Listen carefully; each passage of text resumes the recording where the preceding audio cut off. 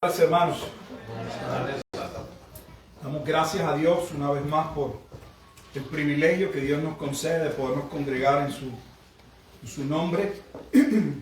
Continuamos la exposición del libro de los Hechos. Estamos en el capítulo 9.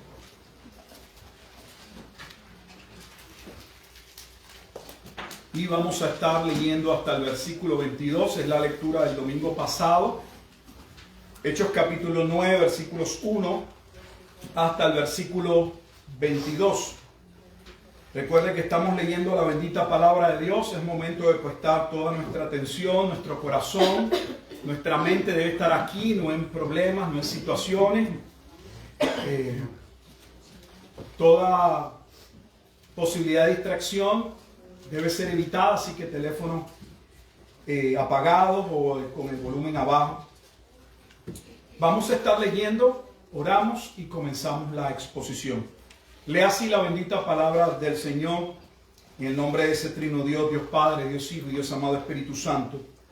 Saulo, respirando aún amenazas y muerte contra los discípulos del Señor, vino al sumo sacerdote y le pidió cartas para las sinagogas de Damasco, a fin de que si hallase algunos hombres o mujeres de este camino, los trajese presos a Jerusalén. Mas yendo por el camino, aconteció que al llegar cerca de Damasco, repentinamente le rodeó un resplandor de luz del cielo.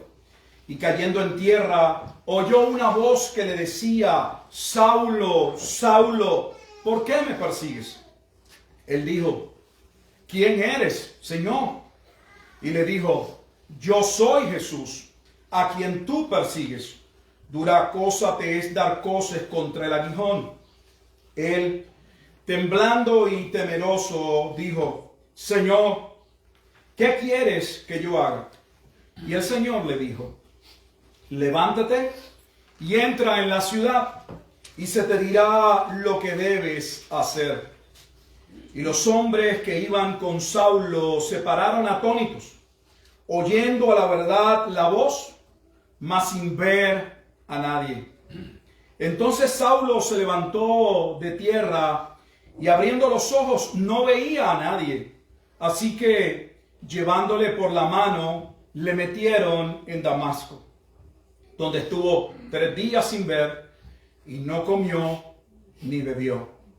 Había entonces en Damasco un discípulo llamado Ananías, a quien el Señor dijo en visión: Ananías. Y él respondió: heme aquí, Señor.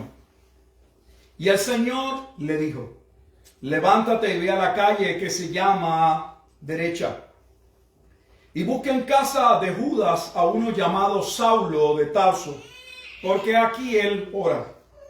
Y ha visto en visión a un varón llamado Ananías, que entra y le pone las manos encima para que recobre la vista. Entonces Ananías respondió: Señor, he oído de muchos acerca de este hombre, cuántos males ha hecho a tus santos en Jerusalén. Y aún aquí tiene autoridad de los principales sacerdotes para prender a todos los que invocan tu nombre. El Señor le dijo: ve, porque instrumento escogido me es este, para llevar mi nombre en presencia de los gentiles y de reyes y de los hijos de Israel. Porque yo le mostraré cuánto le es necesario padecer por mi nombre. Fue entonces Ananías y entró en la casa, y poniendo sobre él las manos, dijo: hermano Saulo, el Señor Jesús, que se te apareció en el camino por donde venías, me ha enviado para que recibas la vista y seas lleno del Espíritu Santo. Y al momento le cayeron de los ojos como escamas. Y recibió al instante la vista, y levantándose fue bautizado. Y habiendo tomado alimento, recobró fuerzas.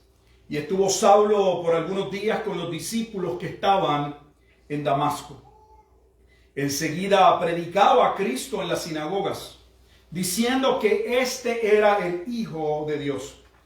Y todos los que le oían estaban atónitos y decían: ¿no es este el que asolaba en Jerusalén a los que invocaban este nombre Y a eso vino acá, para llevarnos preso ante los principales sacerdotes. Pero Saulo mucho más se esforzaba y confundía a los judíos que moraban en Damasco, demostrando que Jesús era el Cristo. Vamos a orar. Bendito Dios y Padre eterno, te damos gracias una vez más por el privilegio, el gozo de ser convocados por tu nombre. Eres tú quien has puesto el querer y el hacer por tu buena voluntad.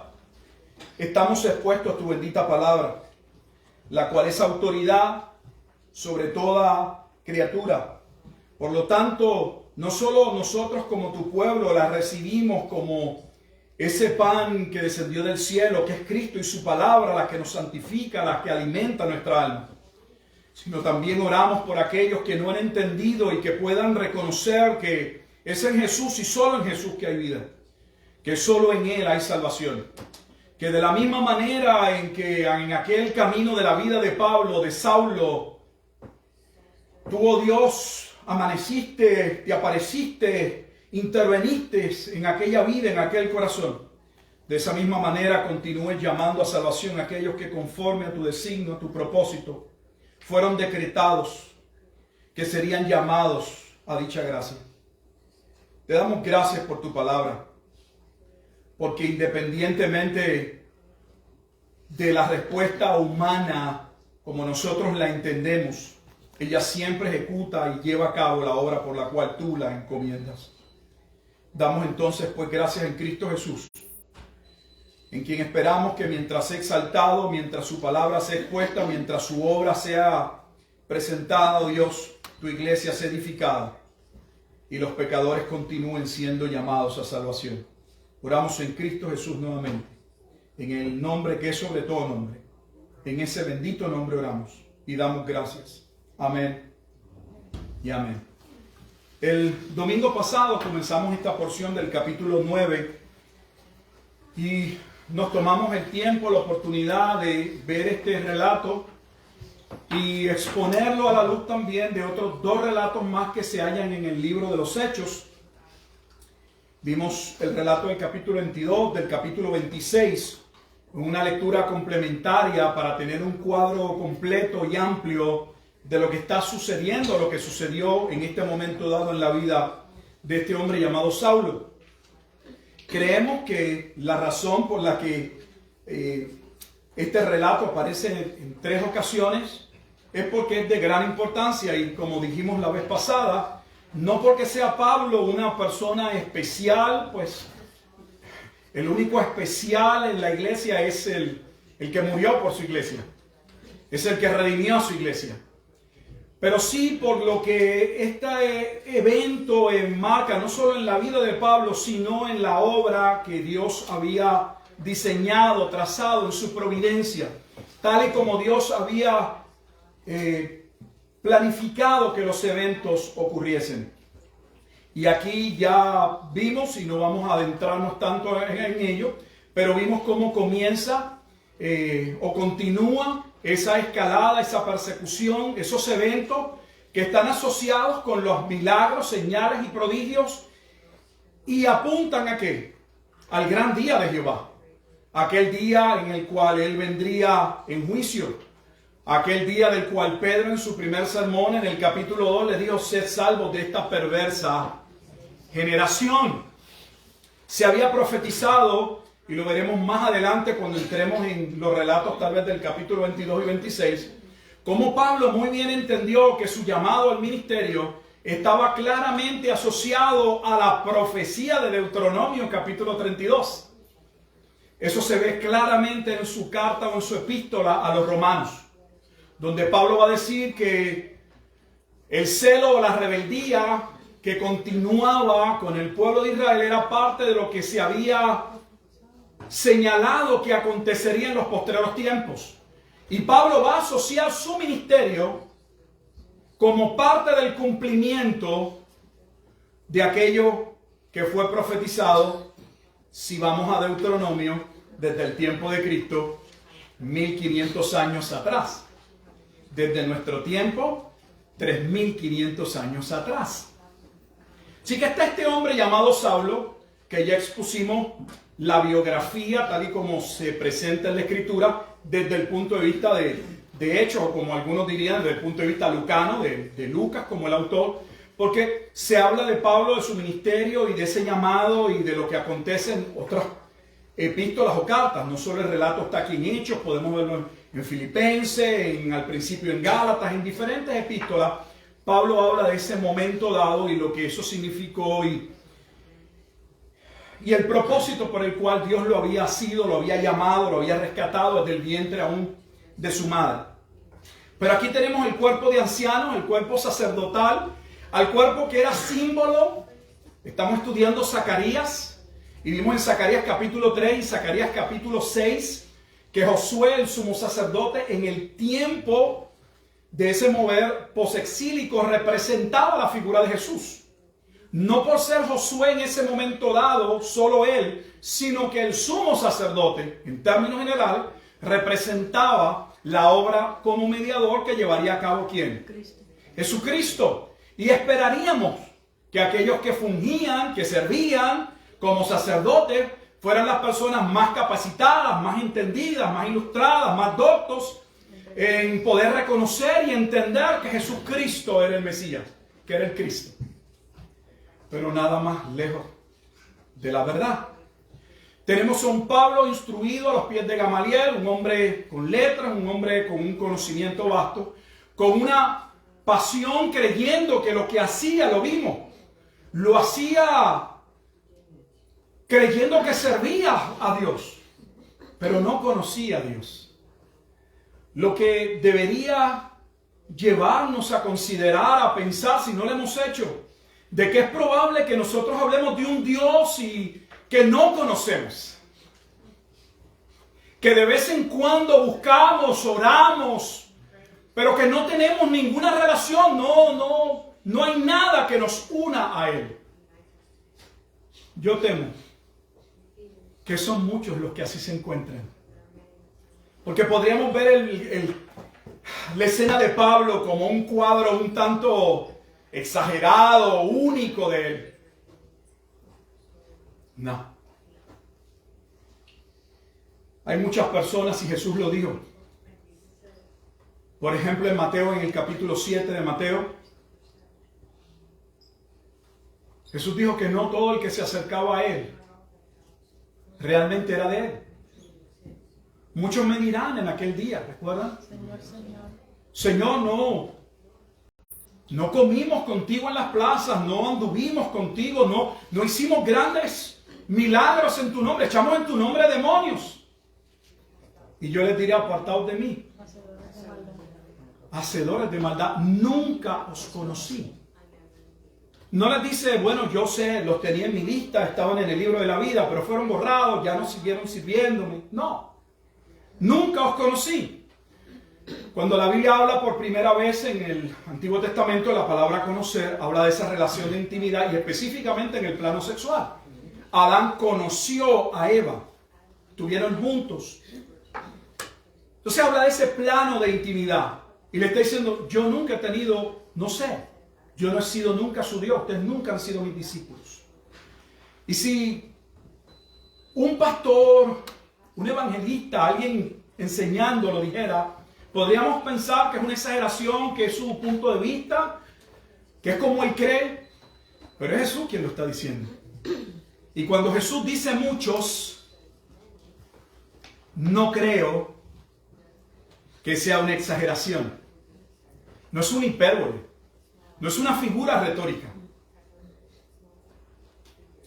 Aquí Saulo ha salido, vemos que la persecución era por parte de los sacerdotes y de ese Sanedrín, ese cuerpo conciliar gobernante, y que se había extendido de Jerusalén. Tanto que Pablo en el camino de Damasco había buscado cartas para perseguir a los cristianos. ¿Y qué sucedió? Que en el camino hacia Damasco, mientras creía que cumplía con su deber ante Dios, el Señor Jesús se le apareció. ¿Cómo se le pudo haber aparecido el Señor Jesús si no resucitó? En cada aspecto de la lectura que estamos viendo en el libro de los Hechos, sea con un milagro, sea en el caso de Pablo, estamos viendo que Jesús realmente trascendió, se levantó de los muertos. Que como Pedro dijo, está a la derecha del Padre, no meramente allí esperando, está gobernando, da órdenes. No sé cuántas veces, si se pudo percatar al menos en la lectura, la palabra curio, Señor, Señor, Señor, aparece. De otros nombres que se pudieran hacer referencias o utilizar como sustitutos de Jesús o del Cristo, Señor. Porque Él reina. Él es el Señor. A Él se le dio un nombre que es sobre todo nombre. Filipenses capítulo 2. Y no es que Él va a ser rey, es que Él es rey.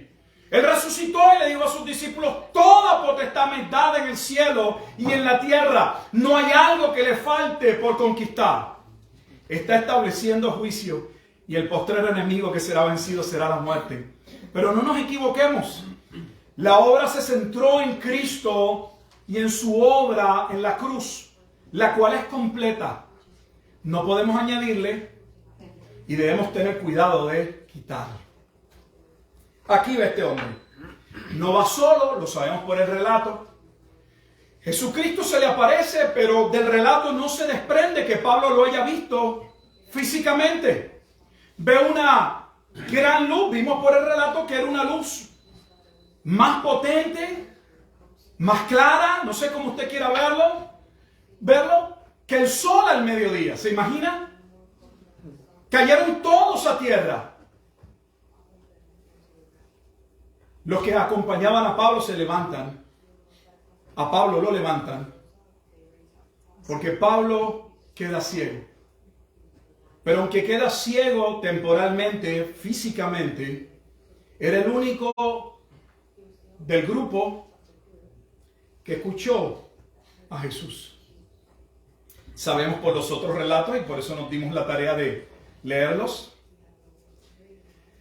que Jesús le habló en una manera, no solamente que Pablo lo podía conocer, sino que era significativa para un judío. En el mismo libro de Hebreos, de hecho, debo decir, hay un momento en el que Pablo mismo, cuando comienza a hablar a hebreo, en su lenguaje, la lengua vernácula hebreo, el pueblo entonces se calma y dice que lo escucharon. Y como eso era significativo para él, no por el lenguaje, le pudo haber hablado en español o en chino, si ese era su idioma, no hay un lenguaje más significativo que otro. Pero para ellos sí. Y en su lenguaje le habla, y Pablo sí escuchó. Y escuchó las palabras que las hemos leído en el versículo 4 y 5. Saulo, Saulo, ¿por qué me persigues? Podríamos preguntarnos, pero Pablo no estaba persiguiendo a Cristo. Cristo está en el cielo. Está esperando, según algunos, o está gobernando, según la Escritura. ¿Por qué Jesús le dice que me persigues?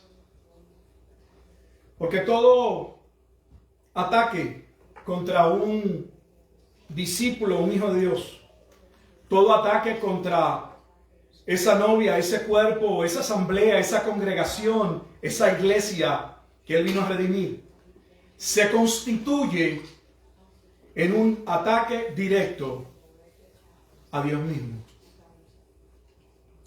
Pero vemos que hay algo particular, porque se desprende de la lectura, especialmente del relato de Ananías, que Pablo había hecho cosas horribles.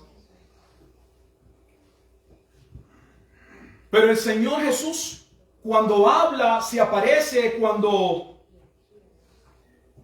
llegado este momento, no viene en una faceta para juzgarlo, de lo cual todos podríamos ser juzgados por nuestro pecado. Lo interesante es para tener misericordia. ¿Por qué Jesucristo se le aparecería a Pablo, a Saulo? ¿No sería aquel un buen momento para dejarlo algo más que ciego. Sin embargo, el propósito en la vida de Pablo sería otro. Pablo va a ser levantado y va a ser conducido por aquellos que le acompañaban a la ciudad de Damasco, lo que significa que este evento acontece en las cercanías de la ciudad, pero no en la ciudad.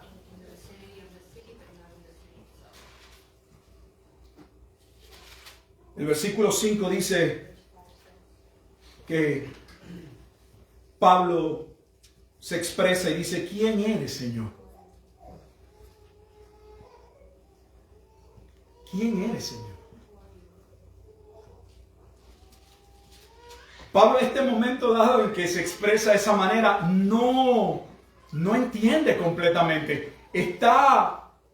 Ha caído al piso, está ante una visión de la gloria de Dios donde no puede ver físicamente a Jesús, pero claramente puede escuchar sus palabras. De hecho, es el único que realmente lo entiende, lo escucha y lo entiende. ¿Quién eres, Señor? La expresión demuestra que Pablo entendía que lo que estaba sucediendo era algo trascendente. Y el Señor le contesta. Y le dijo: yo soy Jesús,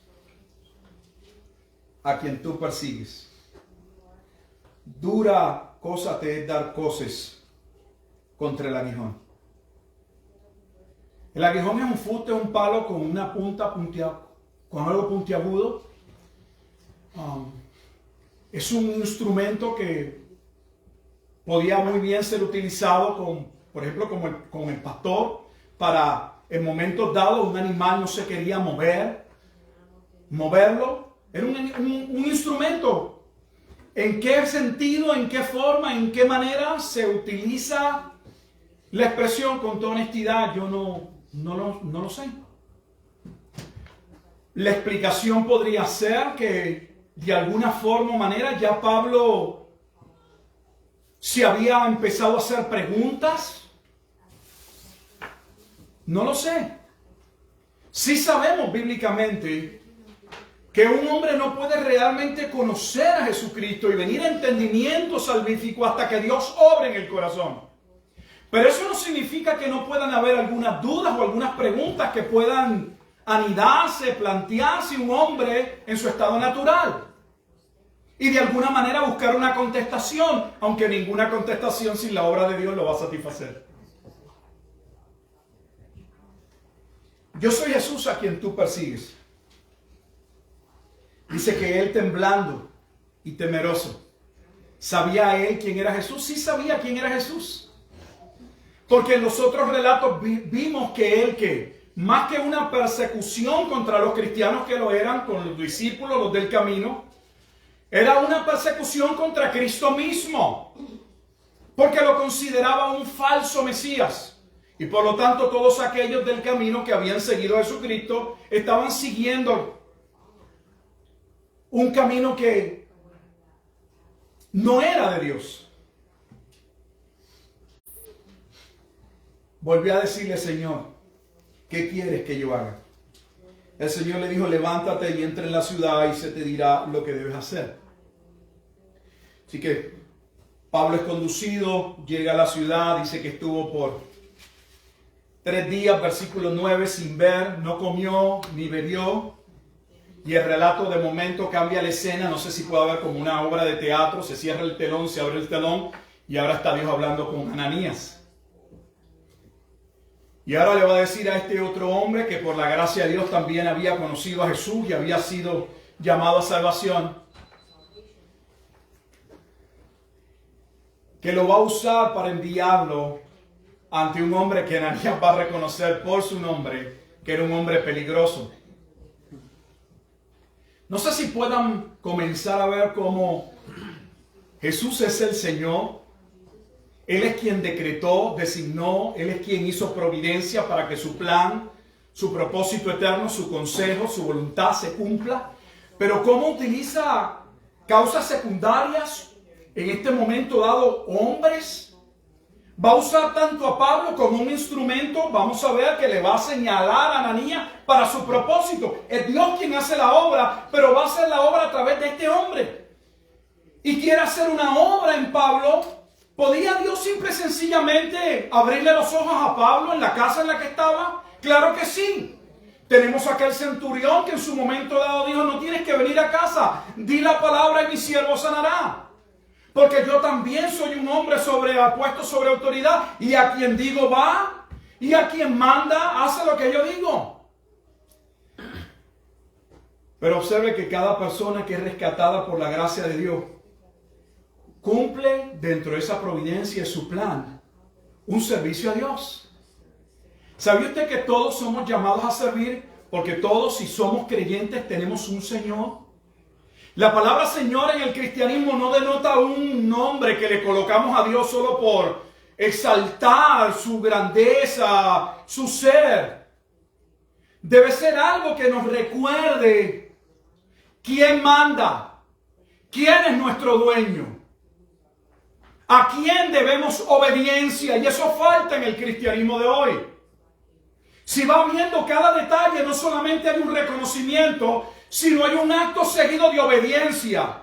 El Señor manda y Él va. Cuando Dios habla en su palabra, ¿cómo tomamos su palabra como iglesia? Podríamos ver que aquí Dios está hablándole de manera particular a Pablo o a Ananías y tomarlo como algo más espiritual. Si Dios me hablara de esa manera, si tuviera algún sueño, si Dios se me apareciera. Cuando Dios está hablando, hoy estamos leyendo la Escritura, es palabra inspirada por Dios. Dios está hablando. Es su palabra. ¿Cómo tomamos la palabra de Dios?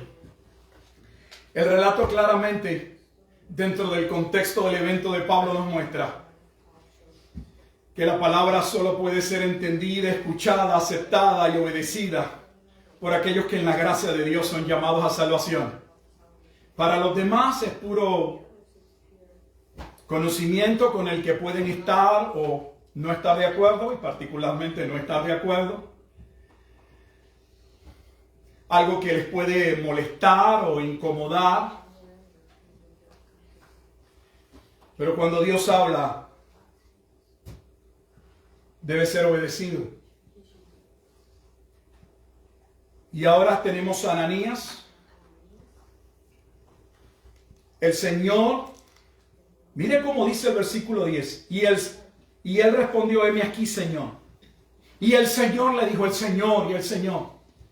Y ya vemos cómo Ananías le va a decir el cuadro, ¿no? Cuando Jesús le dice: ve y ora por este hombre. Le dice: Señor, a mí no me consta necesariamente, eso no es lo que está diciendo. Él está diciendo: hemos escuchado de muchos. Vamos a leer eso. He oído de muchos acerca de este hombre. ¿Cuántos males ha hecho a tus santos en Jerusalén? Y le dice: y aquí no está de vacaciones. No vino a tomarse un descanso de lo que está sucediendo en Jerusalén. Aquí ha venido con autoridad, con cartas para hacer lo mismo. Para aprender a todos los que invocan tu nombre. El cuadro que estamos viendo es la división que se constituye luego de la caída. Toda la población de la humanidad quedaría dividida en dos simientes. Los simientes de los hijos de la serpiente y la simiente de los hijos de Dios. Y hay un choque, hay una guerra. Bíblicamente hay una guerra, hay dos pueblos. Los cristianos hemos perdido ese concepto de que vivimos realmente, hay una batalla espiritual, si se quiere ver de esa manera, y la Biblia lo presenta, entre los hijos de la luz y los hijos de las tinieblas. Y no combinan, no se mezclan. Belial no concuerda con Jehová, no hay acuerdos. No podemos llegar a trazar y buscar vínculos, no existen. La iglesia de hoy trata de hacer vínculos con lo mundano. Cree que tiene la tarea divina de redimir las cosas pecaminosas. Toma los aspectos de la creación de los hombres y trata de ver cómo los cristianiza. para usarlos para su propósito. Debería darnos vergüenza, porque es un menosprecio a Dios, es un menosprecio a su palabra. Pasa como algunos apologistas que conozco, que creen que sus argumentos y su retórica y su palabrería y sus libros es más contundente que la palabra de Dios. La palabra de Dios es viva y eficaz. La palabra de Dios es poder para salvación.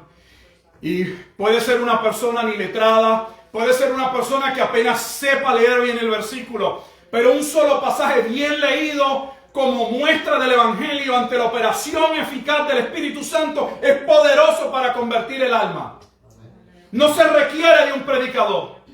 Nos esforzamos, estudiamos, tratamos de dar lo mejor de nosotros, pero nunca se crea que tiene que ver con la capacidad del que está atrás, pues no tenemos ninguna. Todo lo que toca en nuestras manos, si no es por la gracia de Dios, lo dañamos, lo ensuciamos. Ananías le advierte. Pero el versículo 15 dice que el Señor le dijo. ¿Sabe que Dios siempre tiene la última palabra y siempre tendrá la primera y la última palabra porque Él es el Señor? Hay mucha gente que le gusta, no sé, presumir, hablar, pero nunca debemos olvidarnos de que nosotros estamos del lado del Señor. Y el Señor le dijo, ¿sabe usted que es más importante lo que Dios dice que lo que nosotros tenemos que decirle a Él? Si nos calláramos a veces y en vez de hablar tanto, escucháramos más y prestáramos oído a la palabra, ¿cómo serían nuestras vidas? El Señor le dijo, ve,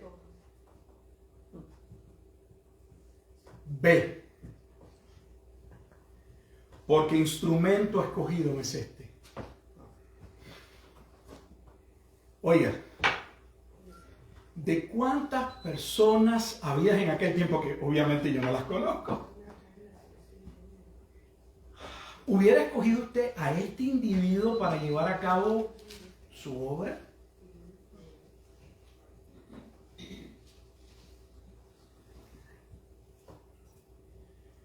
¿Sabe usted que Dios actúa como Él quiere, sobre quien Él quiere, por el puro afecto de su voluntad, para alabanza de su sola gracia? Debemos tener mucho cuidado cómo nosotros juzgamos. Porque si nosotros hubiésemos visto como Ananías y hubiésemos vivido en aquel tiempo y conociéramos el perfil, el testimonio, y no el testimonio en términos de cristiano, sino la vida del apóstol Pablo, hubiésemos pensado que Pablo no era un hombre escogido por Dios. Que un hombre como Pablo jamás y nunca podría ser un instrumento de Dios.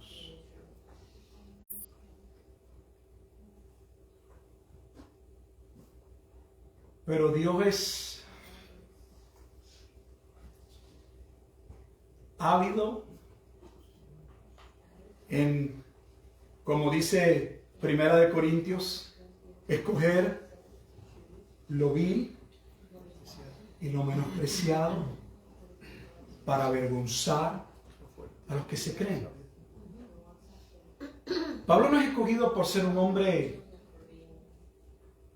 instruido a los pies de Gamaliel, por tener ciudadanía romana, por tener buenas relaciones con el Sanedrín o con los sacerdotes y alguna posición de autoridad o de preeminencia en el primer siglo.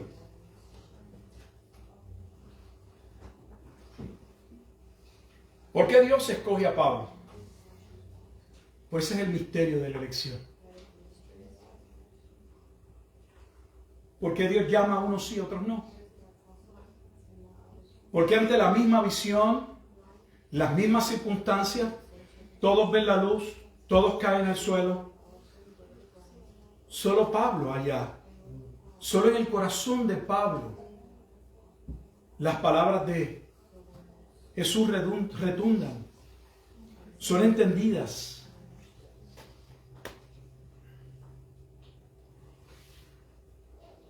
instrumento escogido me es este, para llevar mi nombre en presencia de los gentiles.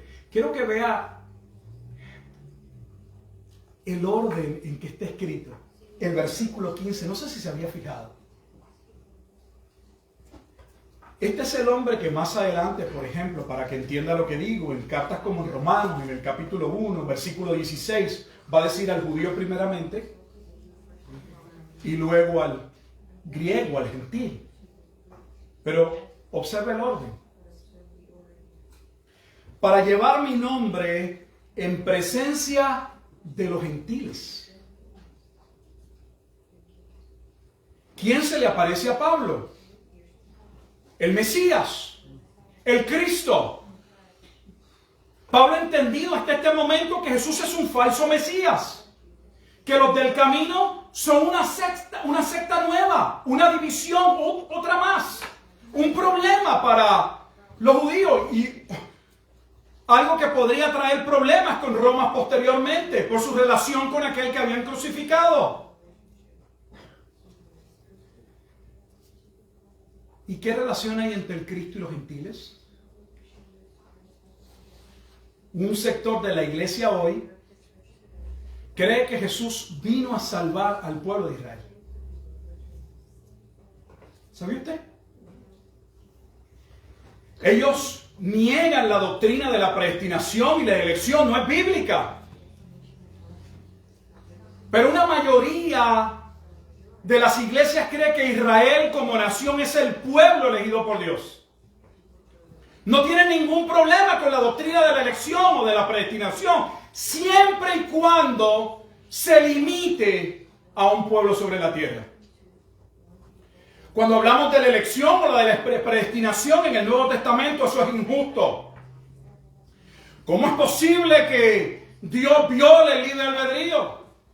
¿Cómo es posible que Dios escoja a un pecador sobre otro? ¿Con qué condiciones? ¿Cómo lo hace? ¿No es injusto? Sin embargo, toda esa retórica, toda esa palabrería, toda esa argumentación no la usan para el pueblo de Israel.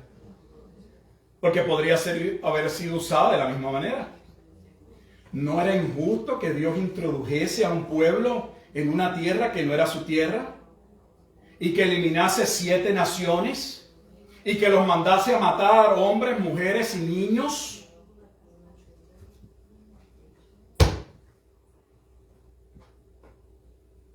Lo que es igual no es ventaja. Pero para allá no va esa lógica, esa argumentación, ese razonamiento, no va hacia allá. Solo va hacia el Nuevo Testamento. Pues saben que el Nuevo Testamento habla y dice claramente que Dios escogió. Y lo dice una y otra vez.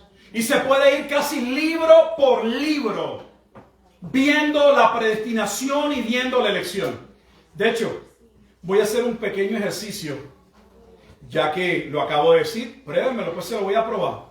Vamos a dejar por un momento esto y pensar que esto es, no sé, un relato particular, es una excepción a la regla y que no aparece más. Déjenme mostrarle uno en Hechos y luego en Romanos y luego seguir casi libro por libro, no los voy a aburrir. Pero quiero mostrarles que la Escritura habla del tema y que tenemos problemas como cristianos cuando rechazamos una doctrina claramente establecida en la Escritura que exalta la gracia de Dios, que expone nuestra corrupción y por qué había necesidad de que solo Dios mismo salvara. Vamos al capítulo 13 del libro de los Hechos. Y comenzamos un breve recorrido. ¿Enseña la Escritura la elección y la predestinación? ¿O es este relato de Pablo un relato inusual, un tanto su testimonio y narrado por Lucas, pero no necesariamente se conforma a la verdad? En el libro de los Hechos, en el capítulo 13, en el versículo 27,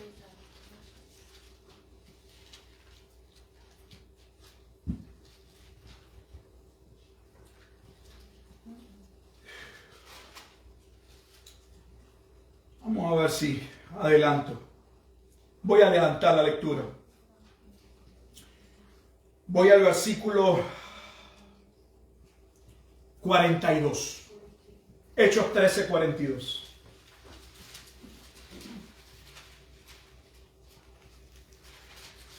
Pablo está en Antioquía de Pisidia, en una sinagoga, lo que solía usar, ir a una sinagoga, un lugar de reunión judío, de piadosos judíos, y predicar y presentar allí que Jesucristo era el Cristo, como hemos leído en Hechos capítulo 9, que comenzó a hacer aún ¿en qué?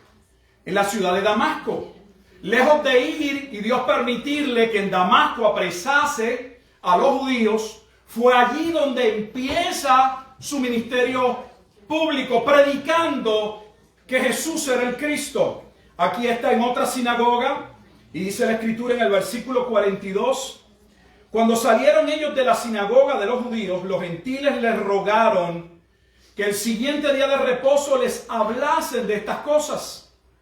Y despedida la congregación, muchos de los judíos y de los prosélitos piadosos, o sea, hombres que se habían convertido al judaísmo, no eran de sangre, dice, siguieron a Pablo y a Bernabé, quienes hablándoles les persuadían a que perseverasen en la gracia de Dios.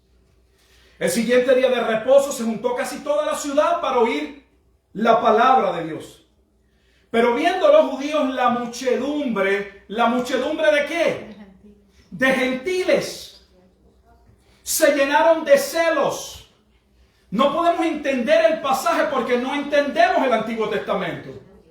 Esto era necesario que aconteciese. Dios nos está revelando el cumplimiento de ese celo que Él provocaría sobre los judíos, llamando y salvando a los gentiles antes del día del juicio, cumpliendo el cántico profético de Moisés. Yo los provocaré a celos con un pueblo que no es pueblo. Pero viendo a los judíos, la muchedumbre se llenaron de celos y rebatían lo que Pablo decía, contradiciendo y blasfemando. Entonces Pablo y Bernabé, hablando con denuedo, dijeron, a vosotros a la verdad era necesario que os hablase primero la palabra de Dios. Observe, Romanos 1:16, ahora lo está viendo en Hechos capítulo 13, versículo 46. La palabra de Dios, el verbo Cristo, debía primero ser revelado, confirmado como cumplimiento de las Escrituras. Por eso Mateo una y otra vez dice, y esto aconteció para que se cumpliese lo que fue dicho por el profeta. Mas puesto que la desecháis, el endurecimiento, y no os juzgáis dignos de la vida eterna. Este fue el lenguaje de Jesús cuando los envió a los discípulos en la gran comisión. Posen sobre aquellos que son dignos, los que no son dignos no los van a recibir. Limpiaos los pies, el polvo de vuestros pies y seguid adelante. No os juzgáis dignos de la vida eterna, y aquí nos volvemos a los gentiles. ¿Está Pablo solo tomando una decisión en su frustración contra los judíos? No. Lo que está pasando, pero lo que está pasando ha sido orquestado, dirigido, tal y como Dios lo predestinó. Porque así nos ha mandado el Señor, diciendo, te he puesto para luz de los gentiles. ¿Qué está citando Pablo? O Isaías, 700 años antes de Cristo. Ya tenemos aquí un profeta que habló de que Cristo sería salvación para gentiles. Y tenemos una iglesia hoy que dice que los gentiles fueron añadidos solo como consecuencia de que el pueblo de Israel rechazase, en las palabrerías de nuestros teólogos hoy algunos, la oferta del reino. Jesús le hizo una oferta. Mire, Dios no hace ofertas. Se habla del lenguaje de que Cristo vino a ser rey, pero le pregunto, ¿alguna vez lo ha dejado de ser? Tenemos que tener mucho cuidado cómo interpretamos el lenguaje dentro del contexto soteriológico.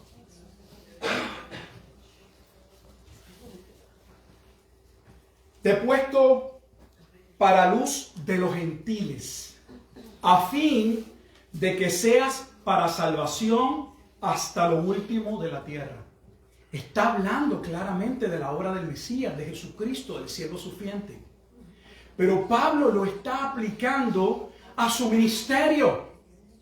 Pablo está entendiendo que lo que Ananías le había dicho, Pablo sería instrumento, y de hecho lo fue, para que ese programa de Dios, donde el evangelio se iría a los gentiles, para provocar a celos a los judíos antes del gran día del juicio, aconteciese todo tal y como fue profetizado. Ahora viene, escuchen. Los gentiles, versículo 48, oyendo esto, se regocijaban y glorificaban la palabra de Dios. Es obvio que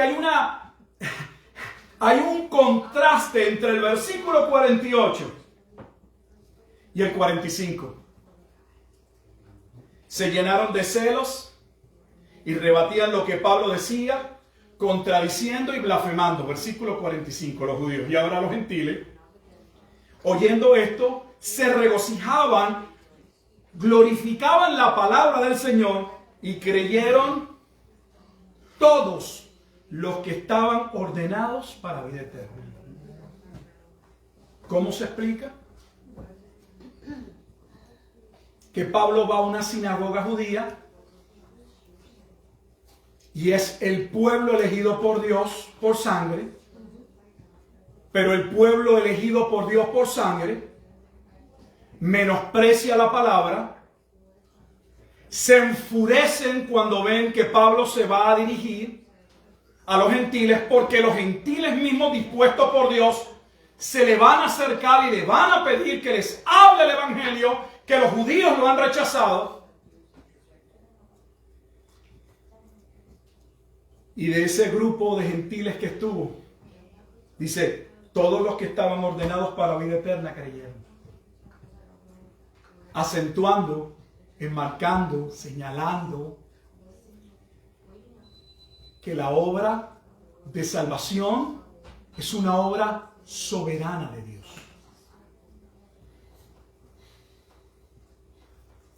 ¿No podía el Señor hacer lo mismo entre la sinagoga? ¿No pudo haber obrado en el corazón de aquellos en la sinagoga de manera tal que las palabras de Pablo fueran gozo? Lo que estamos viendo entre esos judíos es exactamente lo que acontece en un corazón en el que Cristo no está.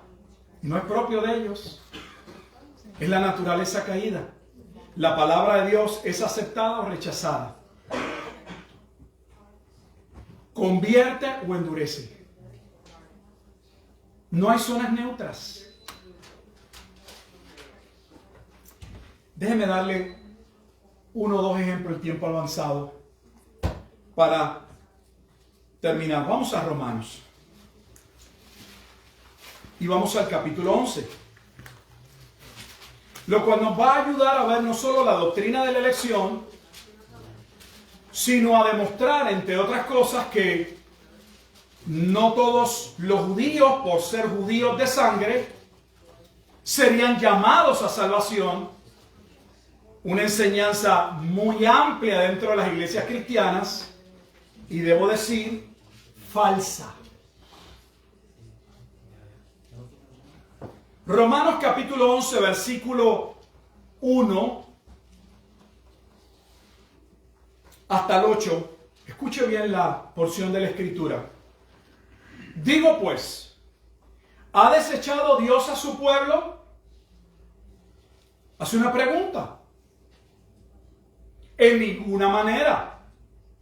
Porque también yo soy israelita, Pablo es quien está hablando, de la descendencia de Abraham, de la tribu de Benjamín. Pablo dice, yo formo parte de las 12 tribus, y dentro de las 12 tribus soy del reino del sur y pertenezco a Benjamín. Estaba Benjamín y Judá, yo soy de la tribu de Benjamín.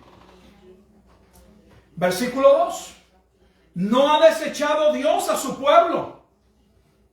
No hay teología de reemplazo.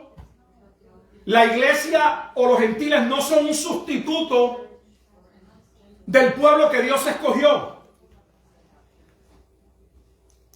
Fueron añadidos, forman parte de ese pueblo que Dios predestinó antes de la fundación del mundo.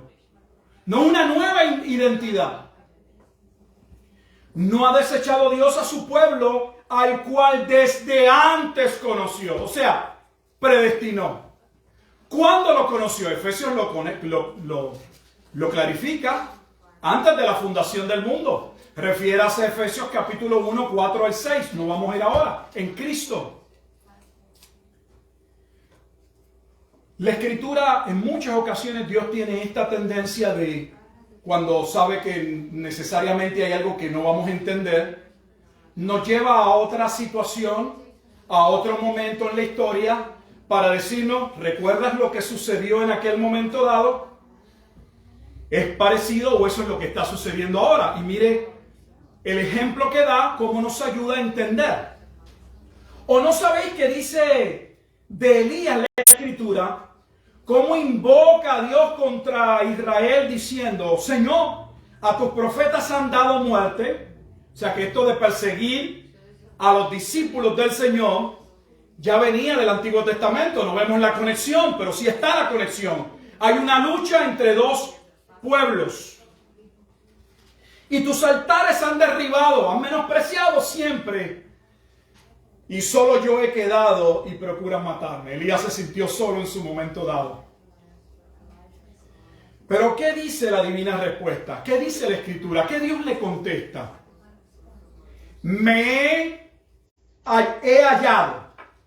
No, me he reservado. No he encontrado. Me he, ¿qué? Reservado. 7,000 hombres que no han doblado la rodilla delante de Baal. Elías no encontraba a uno. Y Dios le dice, Elías, tranquilo. Yo sé los que son míos.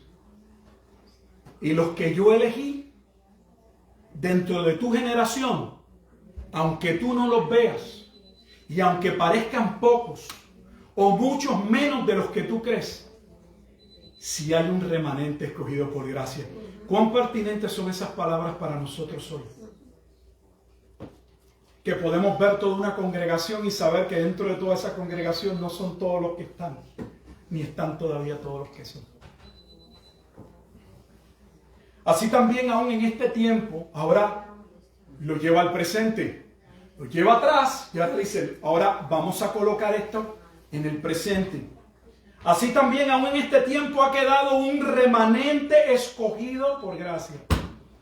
Nuevamente, el pueblo que Dios conoció desde antes, un remanente que no son todos, un remanente son los que sean una cantidad, y escogida no por virtud de su vida, sino por gracia, como Pablo. Y si por gracia, ya no es por obras. De otra manera, la gracia ya no es gracia. Y si por obra ya no es gracia, de otra manera la obra ya no es obra. ¿Qué pues? Lo que buscaba Israel no lo ha alcanzado. Pablo dice, ¿cómo es posible que como nación persiguieran, insistieran, su esperanza estuviese colocada en algo que no han alcanzado? Pero les dice, cuidado. Los escogidos sí lo han alcanzado. Lee la palabra. Los escogidos sí lo han alcanzado. ¿Escogidos de dónde? En el contexto de Israel. Pablo ya venía hablando de ello claramente en el capítulo 9. De hecho, desde que inicia el capítulo 2. No el que tiene la circuncisión de la carne judío, sino que es verdaderamente judío el que tiene la circuncisión del corazón. ¿Y qué pasó con los demás? O tal vez las palabras no le agraden a ustedes, pero no buscamos agradarle el oído, sino leer lo que la palabra de Dios dice. Y los demás, ¿quiénes son los demás? Los que no fueron escogidos, fueron endurecidos.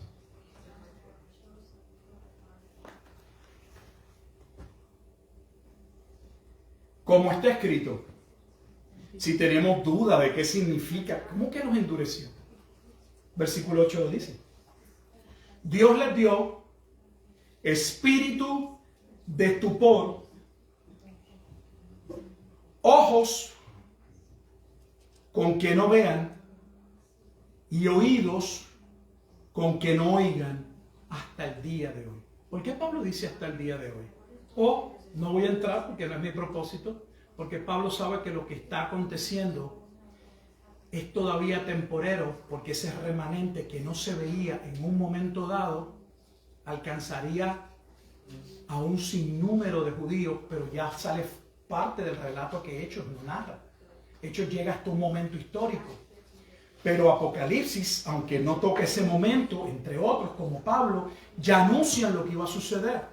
Que cuando llegase el momento, ya Dios estaba salvando, pero cuando llegase el gran día de Jehová, todos y cada uno como Pablo de aquellos elegidos, ninguno quedaría atrás.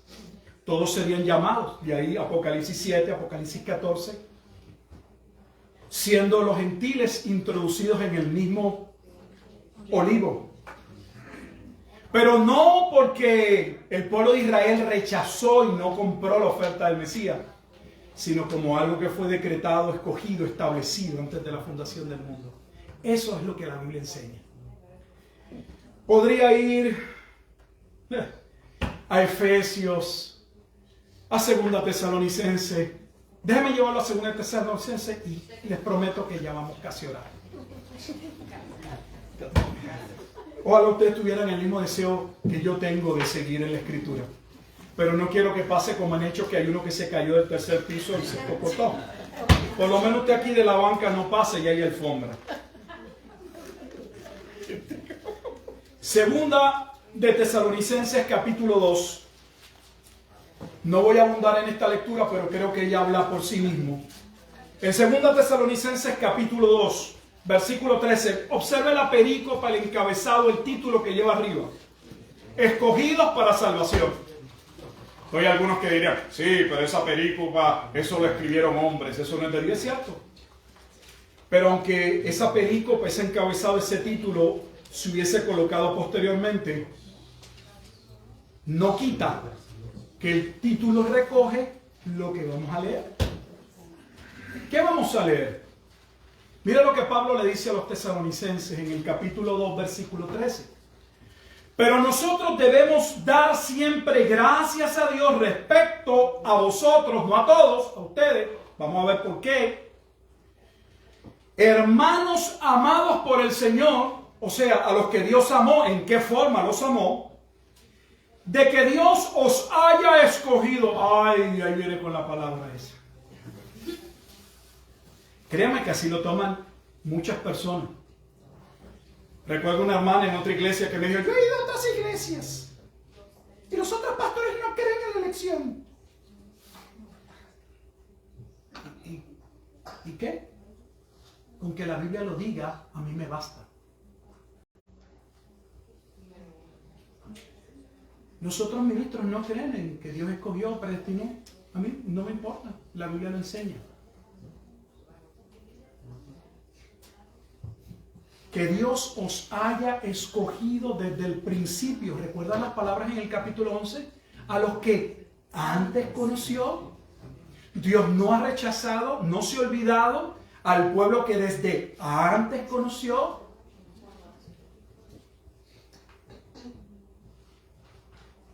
Desde el principio los escogió, dice, para salvación, mediante la santificación por el Espíritu y la fe en la verdad, a lo cual os llamó mediante nuestro evangelio para alcanzar la gloria de nuestro Señor Jesucristo. Así que la Biblia sí habla de la elección. Y Dios le va a decir a Ananías, y ya voy a terminar, Ananías, yo sé lo que estás hablando. Sé todo lo que ha sucedido en Jerusalén. De hecho, tal vez no va a querer escuchar mis palabras, pero Jesús muy bien pudo haberle dicho y no le quiero añadir. Y lo he permitido.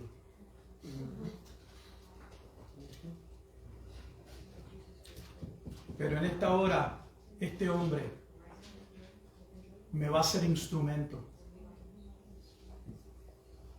Yo lo voy a salvar. Yo lo he salvado, lo he llamado, lo escogí. Ve, se encuentra en tal lugar. Él te ha visto porque yo le he mostrado una visión de un hombre llamado Ananías que va a ir por él. Y va a orar por él, le va a imponer las manos. Va a ser sano. Pablo va a recibir la vista. Inmediatamente se bautiza, se empieza a congregar. Quisiera tener tiempo. Mire, cuando Dios obra, usted debe dar testimonio público, debe unirse inmediatamente a los santos, a una congregación local. Pablo inmediatamente comenzó a congregarse con los que estaban allí en Damasco y no se cayó la boca, empezó a testificar de aquel que perseguía. La gracia que no cambia no salva.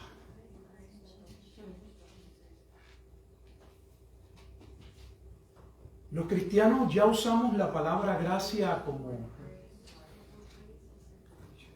sin ningún sentido, sin ningún conocimiento de lo que implica. Es solo un favor. La gracia salvífica cambia. Según ellos podían hablar de la vida antigua de Pablo, el pasaje inmediatamente comienza a decir cómo era la vida nueva de Pablo. ¿Tiene tu vida un pasado y un presente? ¿Cuándo Cristo intervino en tu vida, en tu Damasco, en la situación que fuera? Cuando la palabra de Dios te confrontó y la obra del Espíritu Santo te llevó a convicción y entender que necesitabas a Cristo, cuando viste que Cristo era el Mesías, el Salvador. Si eso no ha sucedido en tu vida, no hay salvación. La salvación no son palabrerías que hablamos, no es un cuento de caminos que nos han hecho, no es asentir con algo que dice este libro. La salvación es una obra que se nota, que se evidencia. Y que se evidencia no solo en un momento dado en la vida de una persona. Realmente ese proceso de salvación, aunque es concreto en Cristo, completamente perdonados en Él, es un proceso que continúa en nuestra vida en términos de la santificación, hasta el estado de glorificación. Donde no es un arrepentimiento que sentimos solo en un momento dado, sino es una vida de un continuo arrepentimiento. Es una vida no de asentir o de estar de acuerdo con algo, de tener fe en algo, sino una vida y un llamado a la obediencia a nuestro Señor. Pero para concluir, una de las cosas que más me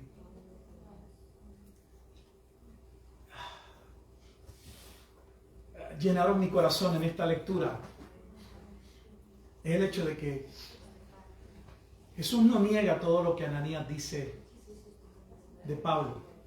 Y yo estoy seguro que Ananías no sabía todo lo que Pablo había hecho. De hecho, nosotros ni tan siquiera somos conscientes de toda nuestra maldad. Tenemos la tendencia en nuestra humanidad, en nuestra carnalidad, de vernos como gente buena, que en ocasiones o a menudo puede hacer cosas malas. Pero no empece a la gravedad del asunto de Pablo.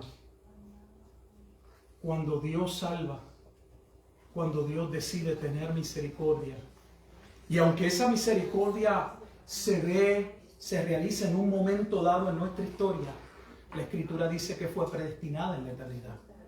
Pero cuando eso sucede, mire las palabras que cautivaron, me pusieron a pensar y le daba gracias a Dios. Recuerda el versículo 15, nos habíamos quedado. El Señor le dijo: ve, porque instrumento escogido me es este para llevar mi nombre en presencia de los gentiles, de reyes y de los hijos de Israel, porque yo le mostraré cuánto le es necesario padecer por mi nombre. Me encantaría quedarme y explicar ahí, pero mire lo que dice. Fue entonces Ananías, o sea, Ananías obedece. Y aquí viene, y entró en la casa, y poniendo sobre él las manos, dijo: hermano Saulo,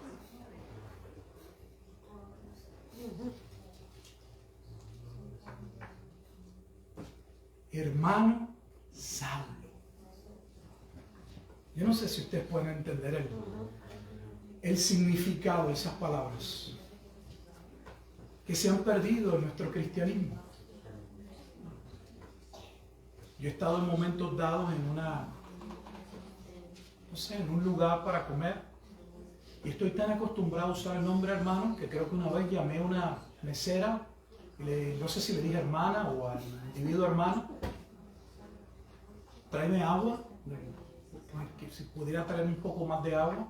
Estamos tan acostumbrados a usar cierto vocabulario y lo usamos tan ligeramente y lo aplicamos a todo el mundo que ha perdido el significado.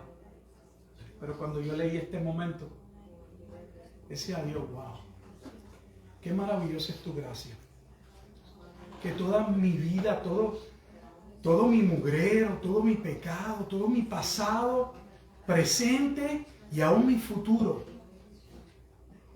quedó totalmente perdonado en Cristo. ¿Dónde se consigue eso? ¿Cómo se logra eso?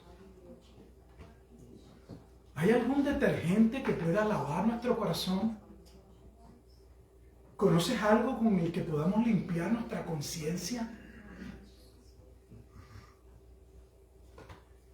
Pero la sangre de Cristo, dice la Escritura, nos limpia de todo pecado. Amén.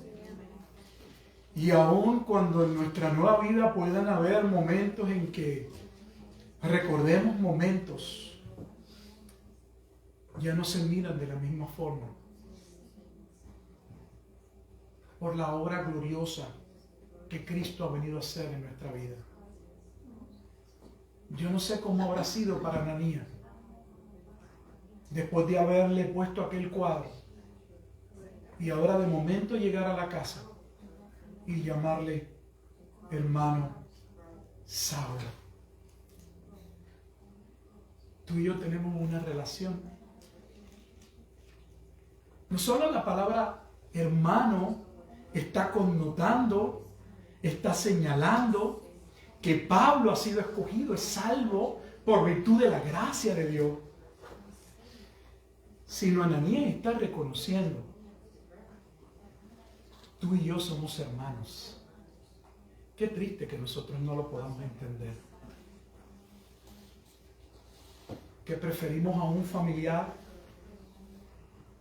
y la sangre pesa más para algunos que el lazo que nos une en Cristo.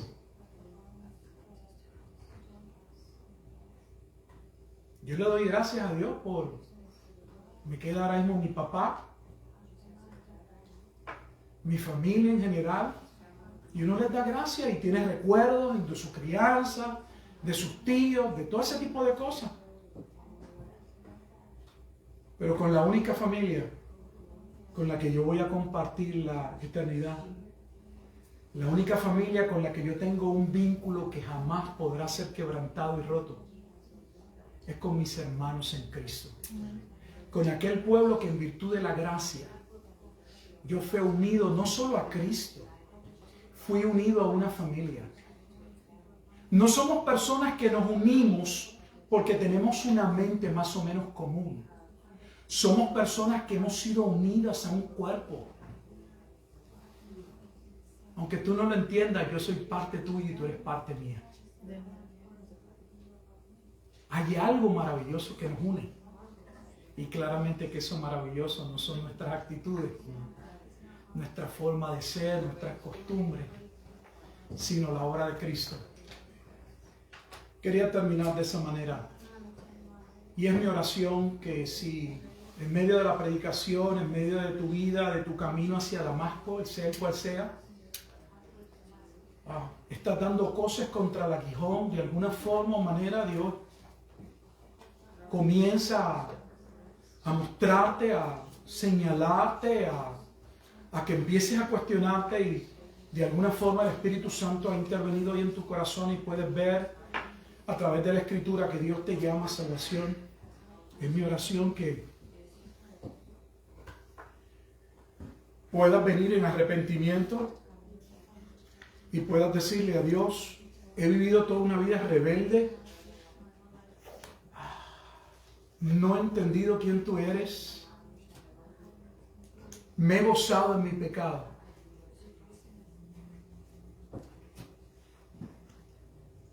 Pero sálvame.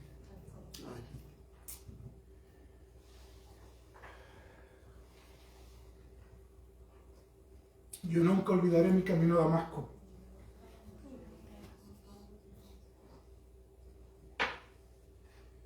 Era un joven de 20 años, haciéndome fuerte en mi cuarto, estaba deprimido. Mi mamá se dio cuenta. Las mamás siempre están muy pendientes. Había un retiro de Navidad y me dice, recoge las cosas que te vas para el retiro. No me acuerdo ni por qué, ni me puse a discutir con ella. Yo creo que yo sabía que en el fondo necesitaba salir de mi cuarto. Y en aquel retiro trajeron un predicador que creo que era de República Dominicana. Y cuando finalizó aquel sermón, no había aquel hombre hecho el llamado. Cuando yo pasé al frente con una frustración y con un sentido de que aquello no podía ser real, alguien se me acercó y me dijo,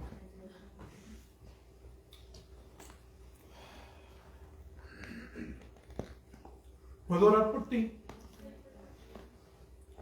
Le dije, ya sé lo que vienes a decir, que ya me vienes a citar Juan 3:16, porque de tal manera amó Dios al mundo. Yo con mofa, mi coraje, me habían llevado a la iglesia, conocí algunos pasajes porque se repetían 1000 veces. Y finalmente ese individuo se sentó al lado mío en unas escaleras. Habían 2 centros en Puerto Rico, ni recuerdo cuál era. Se llamaba uno Yuquiyú, no sé, no recuerdo. Eran unos centros de retiro. Recuerdo haberme sentado en unas escaleras y aquel individuo que en un momento hasta yo le ofrecí, le dije que le iba a pegar si seguía hablándome, se me sentó al lado de la escalera. No había escape. Se me sentó al lado. Lo recuerdo, lo tenía a mi derecha. Nunca lo olvidaré, a mi derecha. Nunca más lo he visto. No sé quién es. Y me dice, me puedes mirar a los ojos y decirme tu nombre, pero no me lo dijo con actitud. Yo le hablaba con coraje y esa persona me hablaba con ternura. Y recuerdo haberlo mirado y decirle, me llamo Gilberto. Y me dijo, Gilberto, no hay pecado que la sangre de Cristo no pueda perdonar. Y solo sé que le dije, Señor, ni podía decirlo con mi boca, pero en mi frustración le dije, Señor, si eres real realmente, y tú me puedes cambiar, si de verdad tú salvas, sálvame.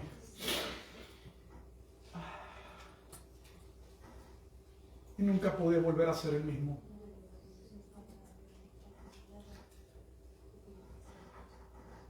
No soy perfecto, nunca lo he sido.